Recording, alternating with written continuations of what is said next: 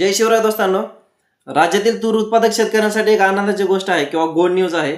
सध्या राज्यामध्ये तूर उत्पादक शेतकऱ्यांसाठी तूर हमीभाव खरेदी केंद्र चालू करण्यात आलेले आहेत.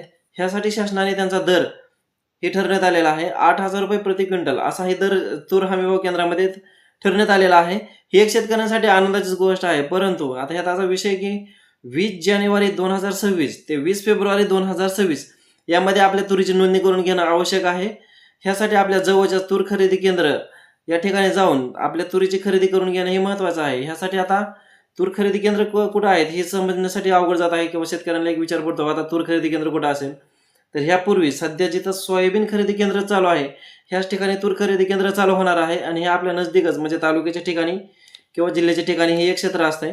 तिथं जाऊन तुम्ही तुमच्या तुरीची नोंदणी करू शकता किंवा त्या तुरीला नोंदणी केल्यानंतर आपल्याला शासन मान्य म्हणजेच 8,000 रुपये प्रति क्विंटल असा भाव मिळणार आहे. सध्या भाव कमी असल्यामुळे ते खरेदी केलेले चांगलेच राहते, कारण की यामध्ये एक असा विषय होता की बाबा जरी भाव कमी असला किंवा काही कारणास्तव तुरीचं ही थोडे दिवस लांब गेले तरी तुम्ही विकू शकता. एकूण म्हणजेच 8,000 रुपये प्रति क्विंटल भाव आपल्याला सरकारतर्फे जाहीर झालेला आहे. एक शेतकऱ्यांसाठी आनंदाचीच गोष्ट आहे.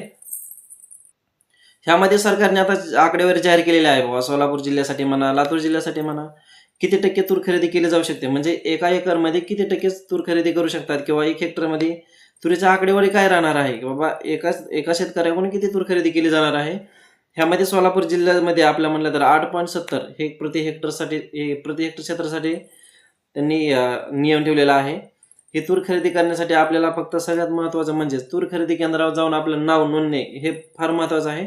20 जानेवारी 2026 ते 20 फेब्रुवारी 2026 पर्यंत हे नाव आपल्याला नोंदणी करून घेणं महत्त्वाचं आहे. ह्यासाठी आपल्या नजीकच्या तूर खरेदी केंद्रावर नाव नोंदणं महत्त्वाचं आहे. आशा करतो ही व्हिडिओ तुमच्या फायद्याचा ठरेल किंवा ही माहिती तुमच्या आवडीची ठरेल. नवीन व्हिडिओसह नवीन माहितीसह पुढच्या व्हिडिओमध्ये भेटू. तोपर्यंत धन्यवाद.